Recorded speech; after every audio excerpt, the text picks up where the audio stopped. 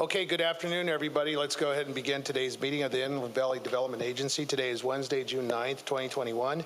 This is our closed session portion of today's calendar, and we'll call to order. Ms. Clerk, if you please call the roll. Certainly. Please state your name for the record. Members who are currently on the line from the City of Colton. Frank Navarro. Isaac Suchel. Thank you. Members from the City of Loma Linda. Bill Duper. Dusty Rigsby. Thank you very much. Member from the County of San Bernardino, 3rd District. Dawn Rao. Thank you. And members from the City of San Bernardino. John Valdivia. And Fred Charette, on behalf of Ben Reynoso, who is not going to be here today. Thank you very much. Okay, at this time, we will entertain any public comments for closed session. The public was given until 1 p.m. to email comments regarding closed session. I received none, and there are none here in the audience today. All right, thank you very much. This time we'll recess in a closed session. Members, if you would, please stand by and we'll get you into this break-in room in just a few moments.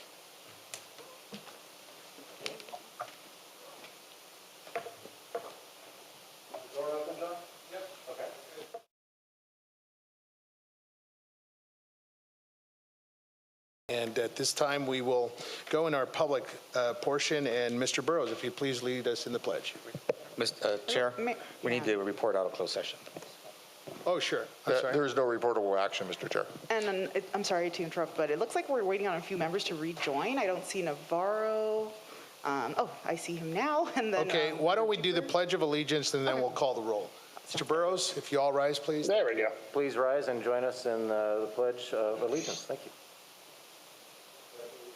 To the flag of the United States of America, and to the republic for which it stands, one nation, under God, liberty and justice for all.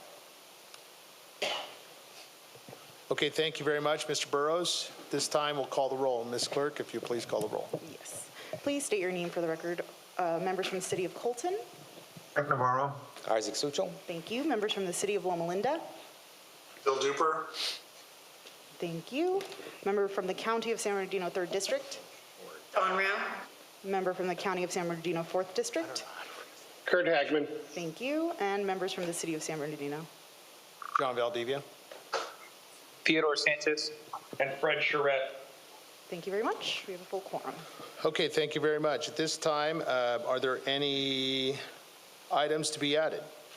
No items, sir. All right. Item number F, any conflicts? Seeing none and hearing none, we'll move on to informational items. Mr. Burrows. Yeah, my first one is a very positive one. I'm going to hand it over to Ms. Pritchett to introduce you all to our newest team member. Ms. Pritchett. Good afternoon, board members.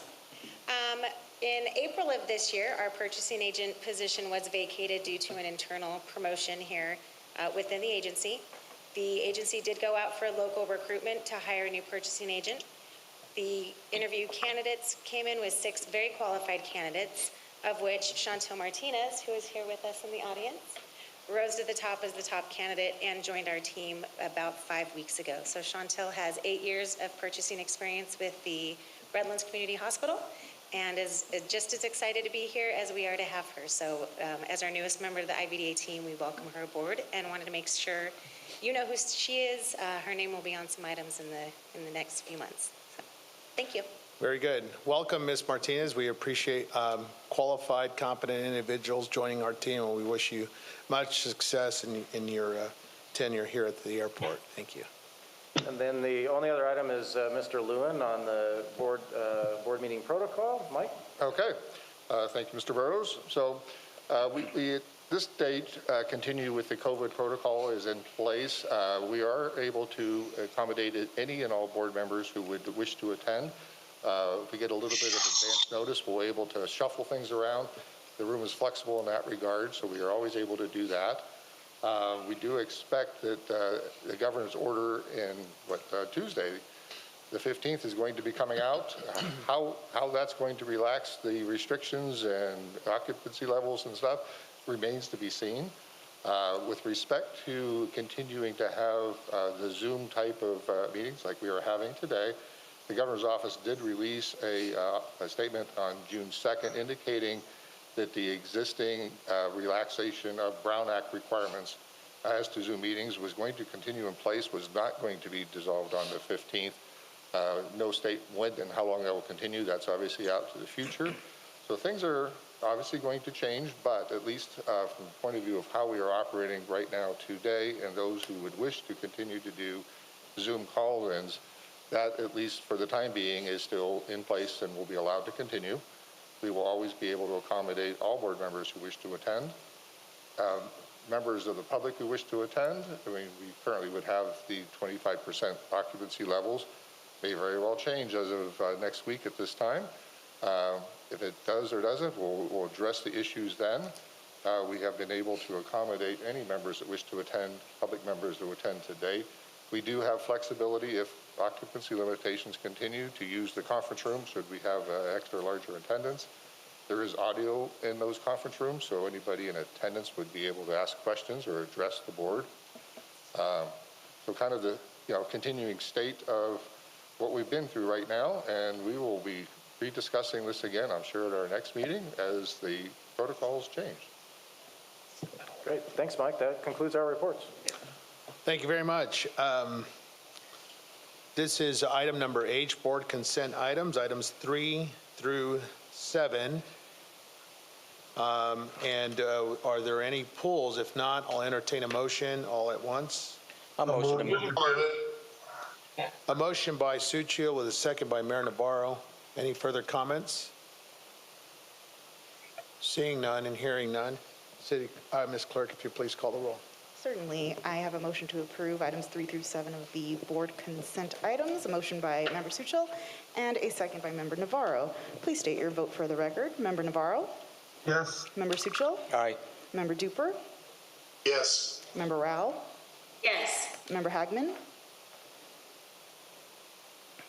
Hagman, aye. Member Valdivia? Yes. Member Sanchez? Here, yes. And Member Charette. Yes. Thank you very much. Thank you very much. This is board action items. Item number 8 is to consider and discuss a report on annual business plan progress. Mr. Burrows. Thank you, Mayor. And every year on the IVDA, our talented clerk of the board team actually puts together an Esri story map to document how the prior year went. And obviously this is one for the record books on many levels with 2020 and the pandemic and everything everybody's been through. But again, I can't thank the clerk of the board team enough. They really put a lot of thought into these, and we're trying to, every year change it up so that the information that we're presenting, and some of this gets kind of technical, so we want to make sure that the format is understood for the broader community and our customers. So please give us feedback. This will be up on our website following the meeting. And with that, I'm going to hand it over to T. Merritt. Thank you. Take it away. Thank you, Mike. Good afternoon, board members. My name is T. Merritt. I am the staff analyst to the clerk of the board. And thank you for this opportunity to present to you the story map for the Inland Valley Development Agency. The IVDA was formed in 1990, and since then has been dedicated to the effective reuse of the former Norton Air Force Base. And as a public entity, the agency is governed by a board comprised of the cities of Colton, city of Loma Linda, the city of San Bernardino, and the county of San Bernardino. So moving on to our strategic initiatives, on December 9th, 2015, the IVDA board adopted a strategic plan that focuses on the SBD airport, economic development, infrastructure, and job creation and retention. And that new business plan became effective in 2020. So let's start with that first area of focus, the SBD International Airport. The airport is certificated by the FAA under Part 139 as a public commercial service airport. It supports air cargo, maintenance, repair and overhaul, general aviation, corporate aviation, and eventually air passenger services industries. Another area of priority in the strategic plan is economic development. And in November of 2002, the IVDA entered into a master disposition and development agreement with Hillwood. And this map you see here, which has been updated this month, highlights different areas developed out of this partnership. And so the IVDA achieved a new milestone this past year where the project area has generated a record total assessed valuation of $8.7 billion, a 4.1% increase. So this development agreement, it's also known as Alliance California, boasts 15.2 million square feet of development and has 3 goals. Goal number 1, which is to change the landscape, and goal number 2, which is to increase the tax base, and goal number 3, which is to bring jobs back to the former base and to the community, of which the agency continues to replace and exceed the 10,000 direct jobs lost due to the closure of the base. And with that, I am going to pass this next section over to our Deputy Clerk of the Board, Ms. Jennifer Rodriguez, and she will highlight the job creation and retention portion of the strategic plan. Thank you, team. Good afternoon, board members. Jen, if you can go to the first table, please. Thank you. So as of December 2020, the IVDA reached yet another milestone in the creation and retention of 14,521 direct jobs. We're very happy with that news. By using the in-plan application, which is based on the input-output economic model, the results showed an increase, generating over $3 billion in economic output. Jen, if you can go to the second table, please. Thank you. This following table shows the industries that have been impacted. The first 2, most noticeably, is e-commerce, which is retailer, non-retailers, and our air transportation, which encompasses air cargo such as UPS and FedEx. And with that, I want to thank you guys for your time, and I'll hand it back to you.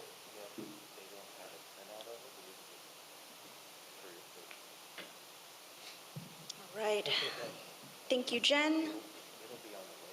So to briefly round out the economic development piece of the strategic plan, I wanted to point out 2 current Alliance California projects that we have here. And that is Northgate Building 2, which is located at 3rd Street and Del Rosa and has 127,332 square feet available. And Gateway South Building 6, which is located at Central and Valley View Avenue and has 135,287 square feet available.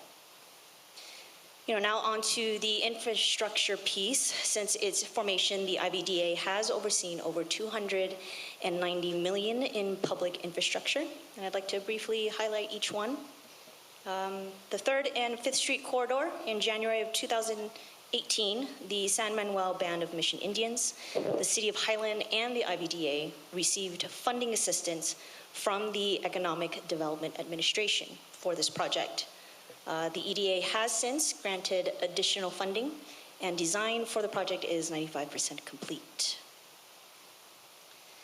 The Mountain View Avenue Phase 2 project, in July of 2018, the IVDA entered into a professional services agreement with VCS Environmental to provide services relating to the process of regulatory permits for the bridge crossing at Mission Creek.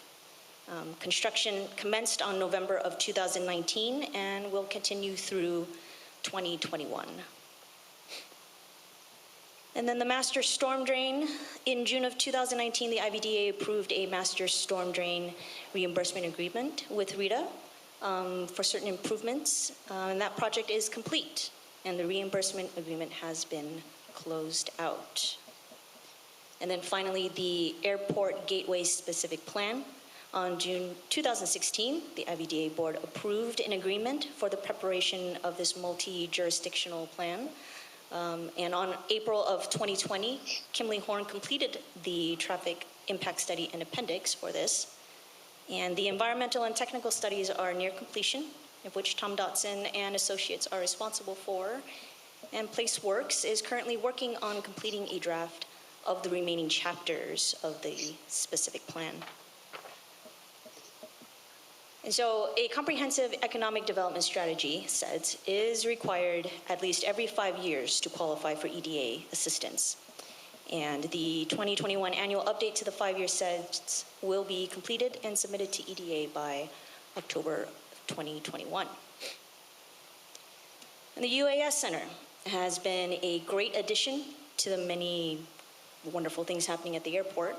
It provides training on all aspects of unmanned aerial systems, offers a secure location for companies to research and develop UAS technology, and most importantly, it provides programs that prepare people for jobs in the UAS tech sector. And then last but not least, the IVDA continues to partner with a variety of schools to foster learning within the local community. And with that, I want to say thank you again to board members, staff, and community members for being a part of a successful year, and we are looking forward to what's to come next year. Thank you.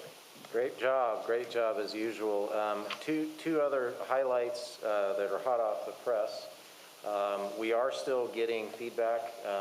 Councilmember Reynoso had requested that we see if we can get some wage information, on these various employers that we've got. And particularly in our small and medium-sized tenant base, we are getting feedback. We're working on compiling that.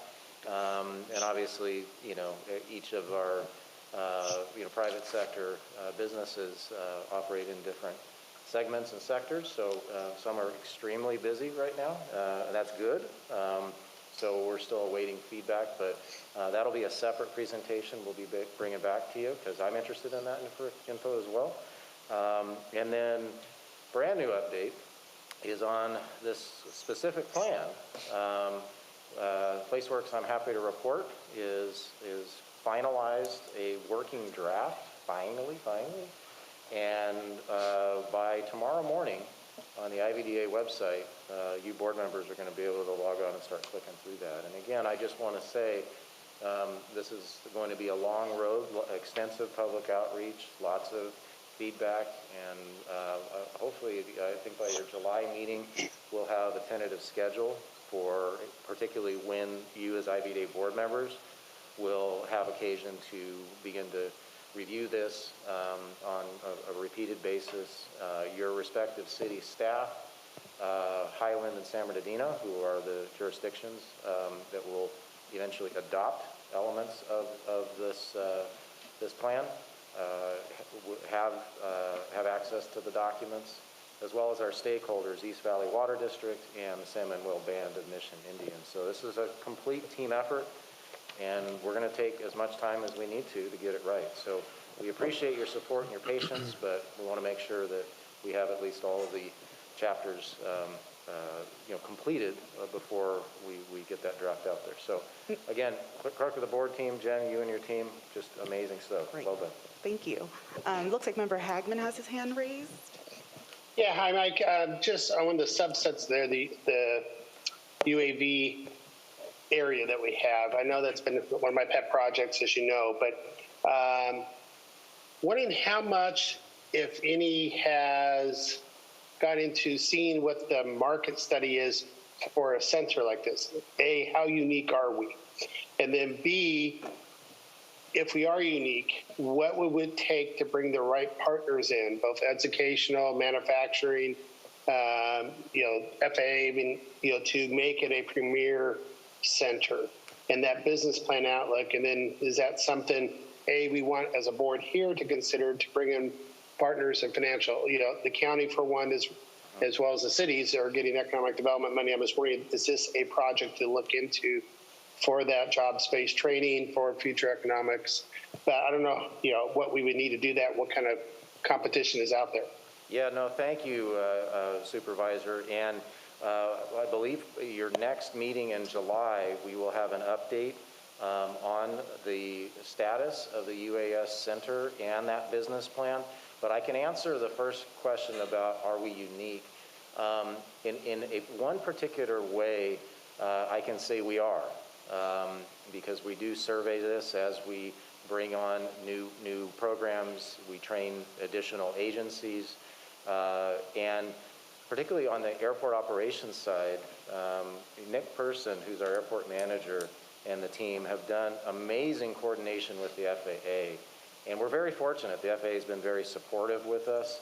And we are one of only a few airports in the U.S. now, to date, and there may be others, that actually have obtained an airspace-wide certificate of authorization, which means when we first started, back a little over a year ago, we were only permitted for a small area in the north center portion of the airport.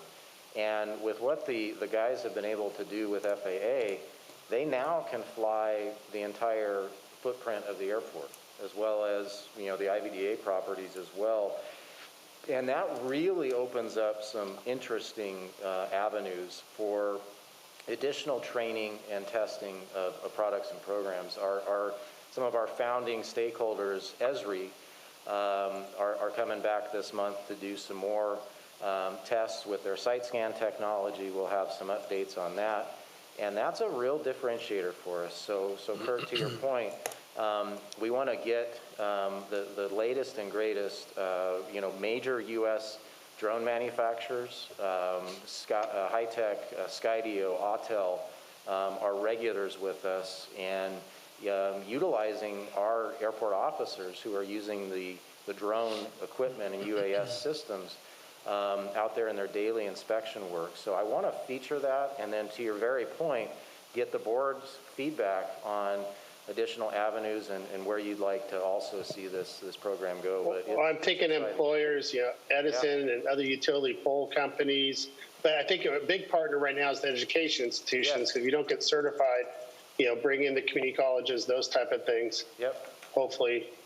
Yep, and I think there's other avenues we've not even thought of. So happy to have that, and we have our administrator working on that update right now. I'm meeting with Kim on Friday. So Edison, we talked to last week, to your point, and a lot of people are in this space, as you well know, Supervisor. So we're open doors and open eyes.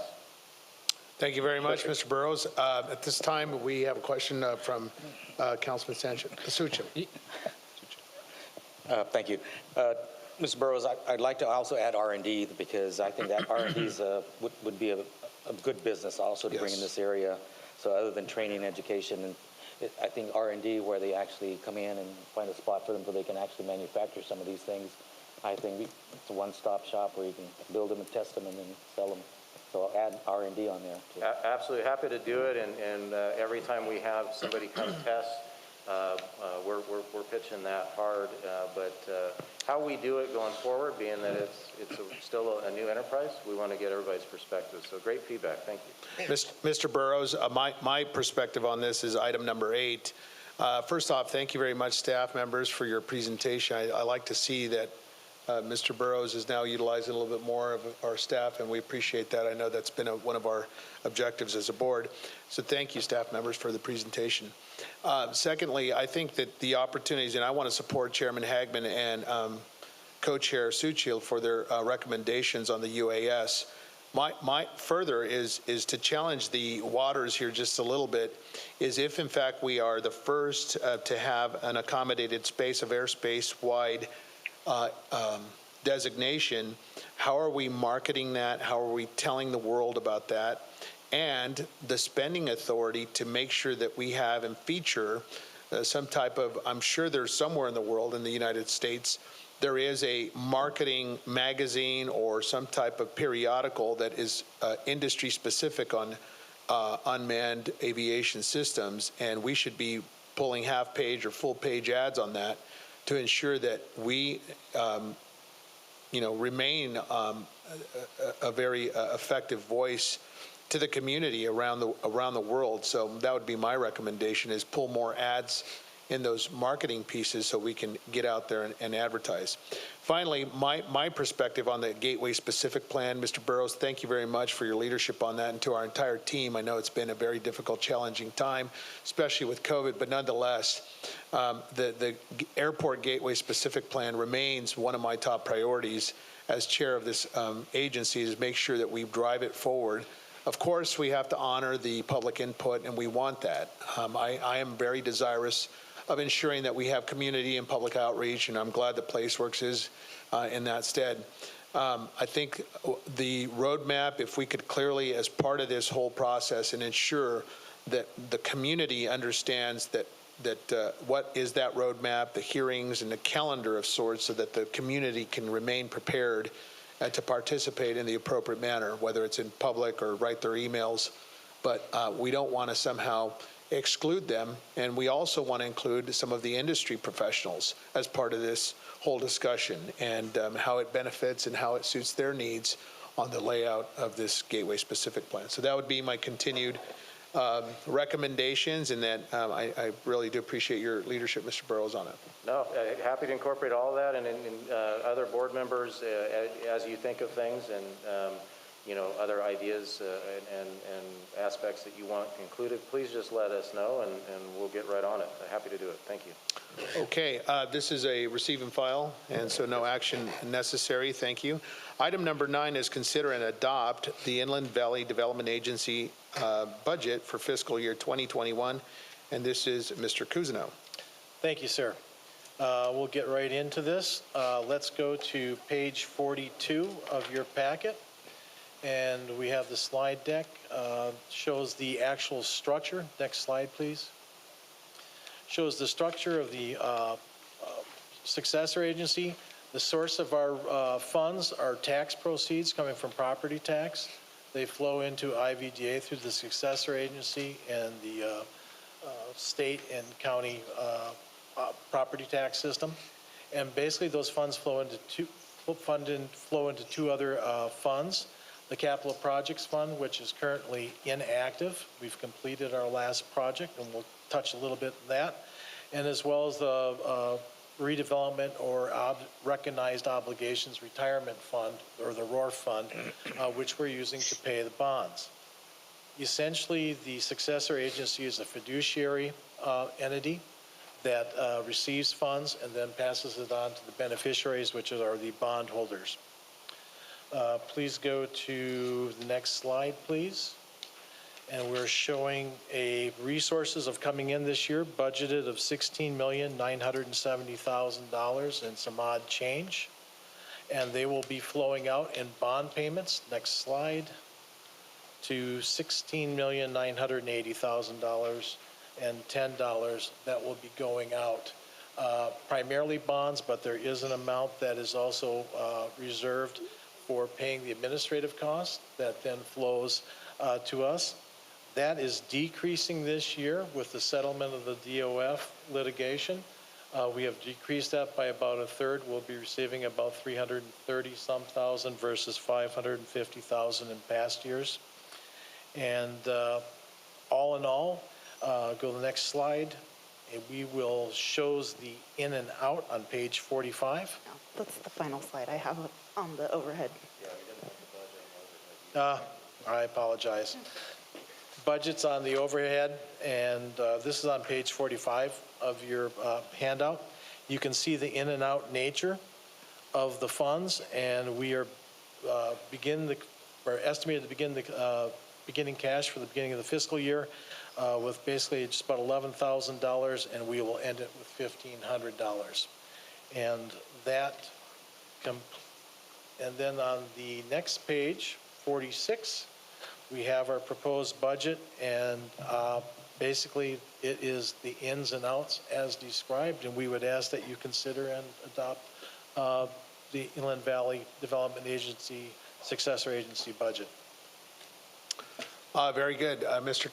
Cousineau, thank you very much for the presentation, and we'll open it up for members' questions. If not, I'll entertain a motion for approval. I'll move it. Hagman. Second. Second by Suchil. Ms. Ferris, if you call the roll, please. Yes, I have a motion to approve from Member Hagman and a second from Member Suchil. Please state your vote for the record. Member Navarro? Yes. Member Suchil? Aye. Member Duper? Yes. Member Rao? Yes. Member Rigsby? Yes. Oh, you are on. Member Hagman? Aye. Member Valdivia? Yes. Member Sanchez, Yes. and Member Charette. Yes. Thank you very much. Thank you. The chair will note that Member Rigsby has joined us. Welcome, sir, and we thank you for your service and dedication to the agency, and we'll record your attendance as such. All right, I've been moving here on. all along. I just missed the roll call. Oh, did you? Okay, I'm sorry. Well, then my bad. Welcome. All right, item number 10, this is consider and adopt the, I'm sorry, that was 10. Item number 11, I should say, approve certain professional services contract for fiscal year 21-22. Mr. Kuzno. Oh, we need to approve the Joint Powers Authority budget. Item 10? Item 10. Oh, then it was item 10. Okay, item number 10. Mr. Kuzno, you're on quite a while here. I'm on again and again. You're on again. Item number 10. So we're going to follow a parallel track for item 10, which is the consideration and adoption of the IVDA Joint Powers Authority budget. So we will go to Sorry, hold on one second. slides. Let me get that back up. I freaked out of it. There we go. Yeah, that should be, there we go. There we go. So this is the financial structure of IVDA as a Joint Powers Authority. For financial reporting purposes, IVDA reports a general fund and 2 enterprise funds. Everything else is a fund that provides accountability for the activities as well as to help management manage those activities. With that said, we have 3 major sources of funds. Those are the tax proceeds that we receive from IVDA versus Successor agency, which has obviously grown smaller and smaller through time as the capital projects have completed. Lease revenues and other resources are our most significant and ongoing resource inflow. And then we have debt proceeds and grants, which ebb and flow with the activity in those areas. Those flow into the JPA, and then we budget those funds into the general fund, the capital projects fund, the debt service fund, and our enterprise funds, which includes the water and sewer, as well as the UAS training center, which was new last year.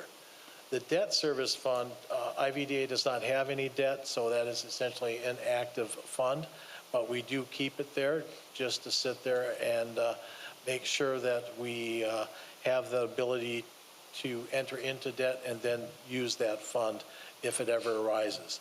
2 other funds, the property management fund receives the lease revenue from our tenants, as well as accounts for a number of our expenses that are related to management of the properties. And then finally, we have the reserve fund, which is used to provide resources for additional capital projects or other support of IVDA projects that the Commission deems are important to do so. With that, we'll move to the next slide. Our practice is to be conservative in estimate of our revenues and to make sure that we're not underestimating on expenses, but also being very conservative in how much we are budgeting and what we engage in to make sure that the revenues support those expenditures. I mentioned that there's no debt in the debt service fund. We are once again this year proposing to fund an additional $2.5 million to the Economic Development Reserve Fund. And where is that noted, sir? That's on page 51 of your packet and on the slide as well. Got it. I see it. Thank you. And then we have proposed capital projects kind of for project delivery. That is kind of a recap of the funds that we, or the projects that we're going to engage in this year and what those current budgets are. So Mountain View is shown as phase 2 and phase 3 for $3 million to complete the project. We have the Sterling Avenue grant at $3.8 million. The EDA grant match to the City of Highland for $2.8 million. Water tower parcel, $450,000. Parking lot improvements for $150,000. And then building 58 improvements for $150,000. and then the Building 48 solar system for $140,000, and finally, 3rd and 5th Streets for $100,000. So those are the major changes or activities that we're going to budget for this year. And going to page 52 and 53, we'll start with page 52. We have the sources, which are the general fund for this year is $6.244,000. The property management fund is $4,859,000. Capital project fund is $11,899,000. And the base reuse obligation reserve fund is $4,417,000. Water and sewer is $225,000, and the Uas Center is $573,000. Uses of those funds, next slide. For general fund, it's $8,324,000. For the property management fund, it's $4,951,000. Those two funds are both using existing cash on hand to be able to fulfill the needs that have been determined for the year, and we still wind up with a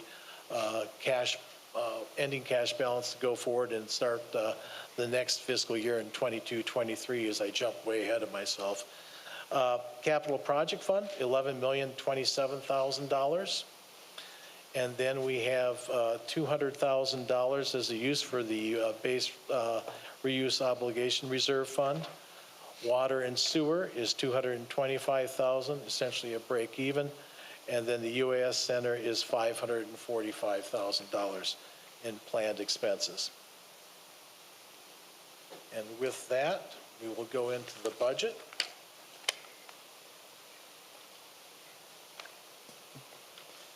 So this is Mr. Cousineau, real quick, a question on 52 and 53. Yes. The sources, the variance there, can you explain the variance between 8.3 on the uses on the pie chart versus 6.2 on general fund? Yes, that is the on-hand beginning cash. Got it. So those are the existing resources. And the $2.5 million in economic reserve, where is that somehow reflected on these pie charts? It is not reflected on the pie. Well, if it's reflected on the pie chart, it is within the general fund. So it's part of the general fund. It's not broken out because it's grossed up. When you see the budget detail, it'll be broken out. So the uses of 8.324 include the 2.5 million set aside within the general fund? Correct. That's allocated for reserves? Yes. Okay, very good. Thank you.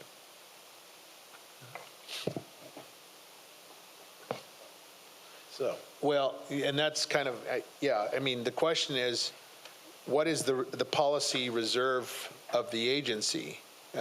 Somehow, you know, the next individual who occupies the chair here, how do we somehow ensure that there's a lock or a policy so that the reserve of 2.5 million, I would like for us to study that eventually and come back with a policy on economic reserve and spend some time maybe on another meeting here, maybe not tonight, but how do we increase it? How do we fund it more? And how do we put more cheese on the mousetrap so we can attract more businesses to this airport? That would be kind of where I'm going with all of this.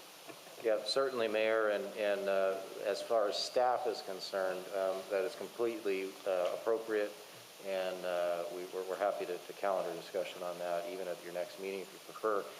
From an operating standpoint, Mr. Cousineau and I do not allow any use of that fund unless the board authorizes it. So there's a sort of administrative reserve, and policy would be appropriate. So thank you. Thank you. Thank you. all right. So stepping into the budget for the general fund, this year, or this, simply restart, for the general fund for the current fiscal year that we're closing with 11 months reported, we have favorable revenues of 141% of budget. That is primarily due to the DOF settlement. Our expenses are favorable at the fiscal year-to-date budget. We're exceeding or meeting expectations, and we still have 1 month and a few other accruals to close out the fiscal year. but everything is on schedule and looking good. With that said, far as budget changes going, we're looking at transfer from the big changes is a 33% decrease. This is actually, I'm going to wind up flipping pages for you. You want to go to page 61, and we will address the budget to actual with the actual proposed budget alongside it. So account 4,000 or 40,000 transfer from SARORF is a 33% decrease of above $168,000. And once again, that is due to the DOF settlement occurring this year and a decrease in the administrative charge that we anticipate reducing and bringing our budget forward to the county oversight board. Account 40006, loan repayment. That is a $3.37 million increase. We expect that to obtain that from the Sabia refinancing with those bonds, and that will flow into IVDA. 40060, land sale has been removed from the budget. No anticipated activity coming up for the new fiscal year. 40070, receivable from Sabia admin. Once again, removed from the budget, but that is because the result of the DOF settlement and the true-up of the due to and advances from IVDA to Sabia. New this year is a $65,000 line item, account 50449, vehicle replacement. The EV stands for electrical vehicles, and we're aiming to replace our admin fleet of 2 vehicles with similar vehicles, except ideally electric. With that, we also have increase of approximately 31% in insurance. That's account 50790 from last year coming up. Due overall to insurance market increases. It's an overall increase in the market with a specific emphasis on D&O or director and officer policies, as well as cyber insurance policies have both gone up rather dramatically, leading the market increases. Also on page 62, account 50960 transfers to capital project grant match. That's a $1.48 million increase. It's not a true expenditure in that sense. It's just a transfer between funds, but we show it here to show the resource use. I do want to mention that we will be covering this in item 11, but accounts 50900 through 50955, professional service accounts, there are no changes in the amounts that have requested from last fiscal year to the new fiscal year. Overall, our planned expenditures are 43% increase. I'm sorry, that's a 0.43% increase of $18,250 when we exclude the transfer to capital projects of $1.63 million. So we are once again being conservative in our efforts to be good stewards. With that, we'll go to the Water and Sewer Fund on page 64.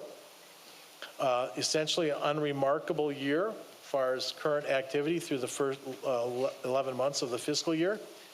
We're looking at revenues. We're under.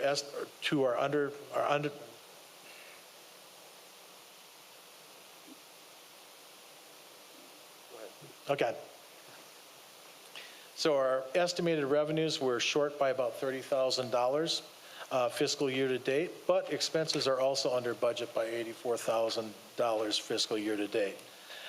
That's our current status at the 11 months ended.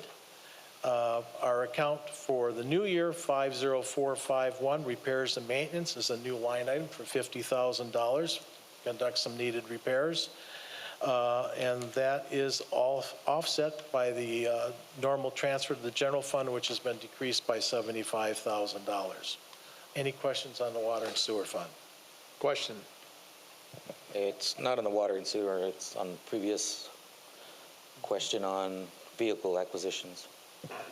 Yep, sure. What is the policy of the board and other municipalities? We usually piggyback county or other agencies, does the board also have that same policy in Yeah, place? actually, within our purchasing policies and procedures, we're able to, lack of a better term, piggyback on the purchasing power of our member entities as a joint powers authority.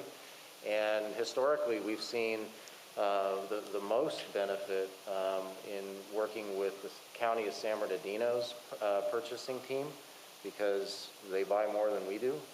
And actually, I think it was your first week, Chantil, we talked about that. So we're going to leverage that, absolutely, because I mean, the best price, particularly in this market, is vital for our agency. Okay.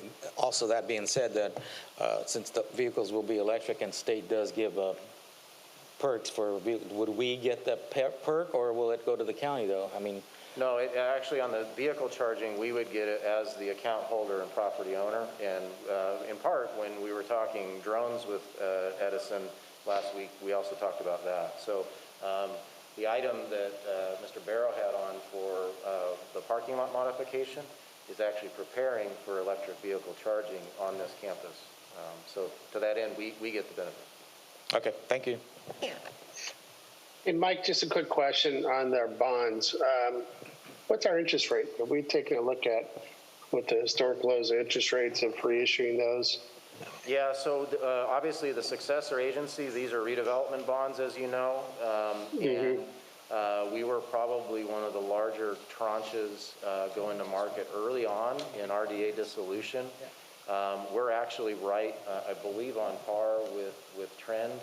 Blended between taxable and non-taxable tranches, we're right at about 4%. But as you know, those are very complex to refi or refunds. But Mr. Cousineau, any thoughts on that? If we're referring to the successor agency bonds, I think we've always kind of been in the position that it is a state duty at this point in time to look at trying to obtain any additional interest rate savings. It takes a lot of time and effort away from staff to go ahead and pursue refunding and refinancing bonds.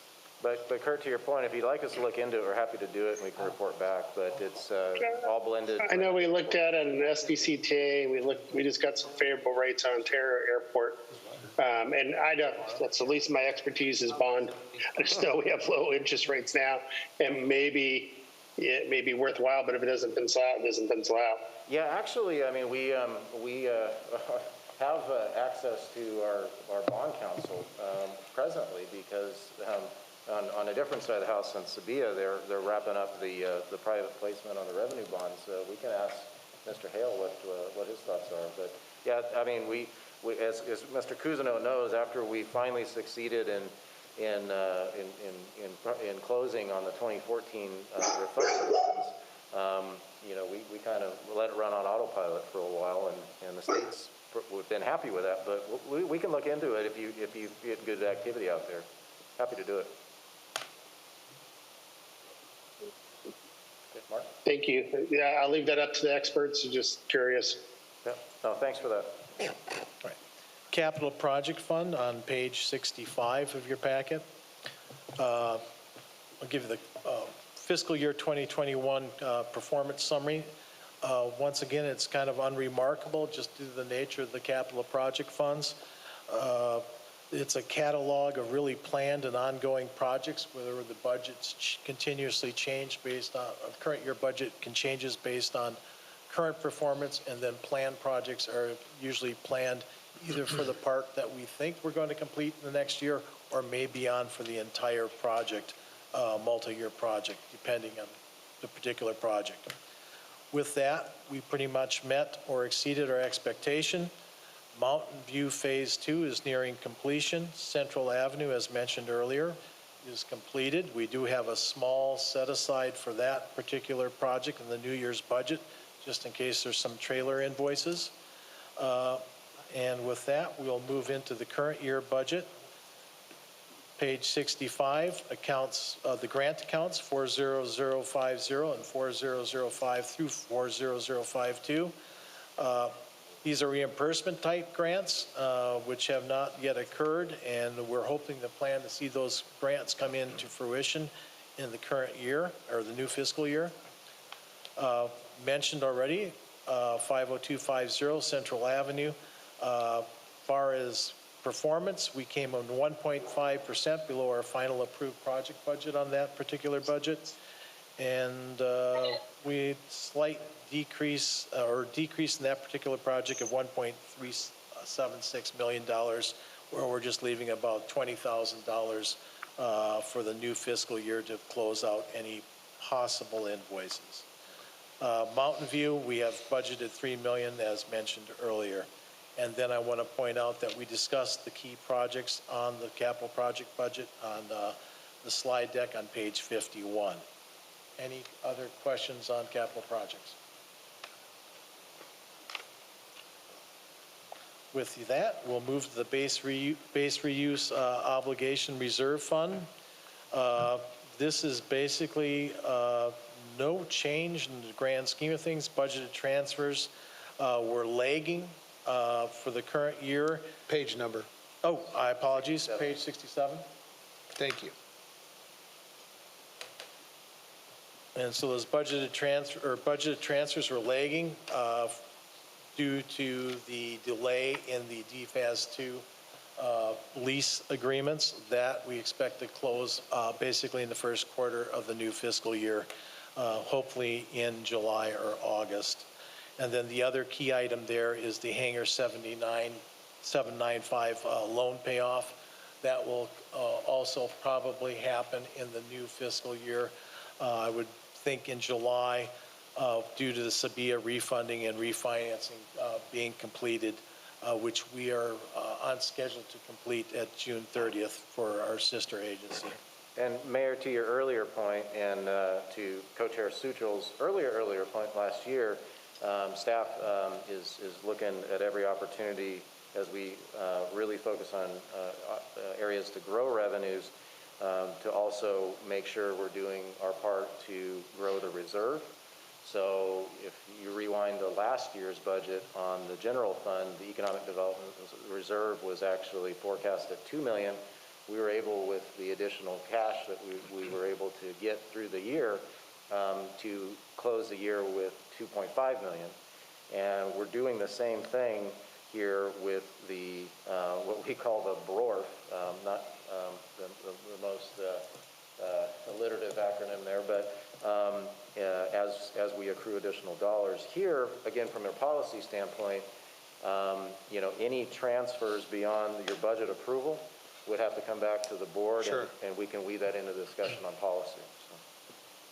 So. And tip off to the board members, my complete recommendation is that we begin that, and we'll talk about that next month, but we need to start preparing and filling the hopper so that we prepare this agency for the next 5 years, yeah, and continue to grow the economic value and the contributions for this airport. So anyhow, does that conclude the report, Mr. Kuzna?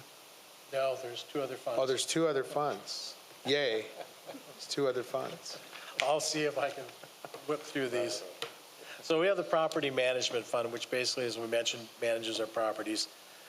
We have current year recap. We have a 42% kind of fiscal year-to-date budget. Once again, that is due to the DFAS 2 delayed execution. That particular money is recognized as revenue in the property management fund and then is transferred to the base reuse obligation reserve fund. Expenditures are favorable. They're 72% of fiscal year-to-date budget. We're meeting or exceeding expectations. If we exclude the transfers, the property management fund is running $366,000 less in operating expenses fiscal year-to-date as compared to the $955,000 budgeted expenditures. With that, we'll look at lease revenue for the new year. DFAS 2 has been rolled into the 21-22 fiscal year, and we expect that to close. We have 50283, which are parking lot improvements, have been removed from the budget. a decrease, which is a decrease of $60,000. The transfer to BRORF is decreased by $1.42 million to reflect completion of most of the transfers that we had completed last fiscal year, and that we're picking up the remainder to go ahead and fund in the new fiscal year. And that completes property management. Any questions? Hearing none, we'll move to the UAS Training Center. UAS Training Center is still in startup phase, so we're still chasing revenues and building up all sorts of new activities. We're seeing new classes register. We're having contracts with the local public safety coming in and doing larger size classes, and the demand is definitely picking up on the revenue side. There's some other opportunities that we expect to see in the new year. With that, the new fiscal year will be requesting capital improvements for new line for $100,000 to create drone garage and workshops to allow to be able to be able to do work on the drones and regardless of the weather and conditions. And we're also requesting drone equipment for the tune of, I believe, $60,000 that will allow us to be able to conduct multiple students using drones at the same time and also be able to change them out as the batteries run down on them.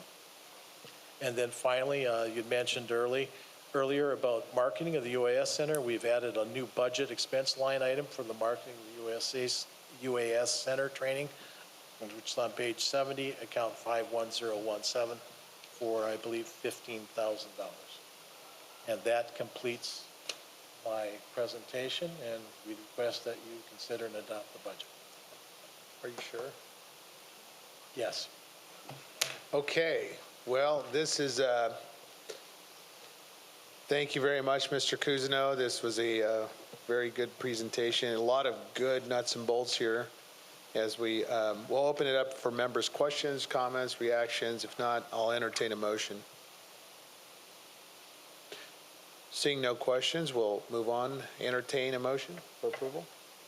I'll motion, move item. Move for approval by Suchil. Is there a second? Rouse seconds. Thank you, Supervisor. Any further comments or questions?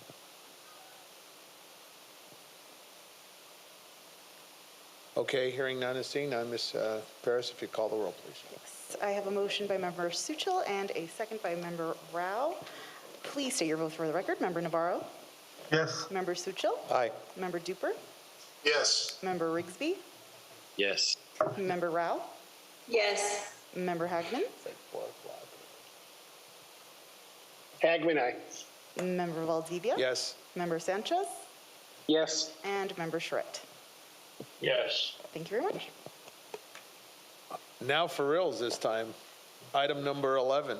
Number 11. Is everyone awake still? We okay out here? Item number 11 is approve certain professional services contract for fiscal year 21-22. Mr. Cousineau. These are our continuing professional contracts. It's been a long-held tradition of IVDA to use professional services to supplement existing staff and use just the time and charges that we need to do.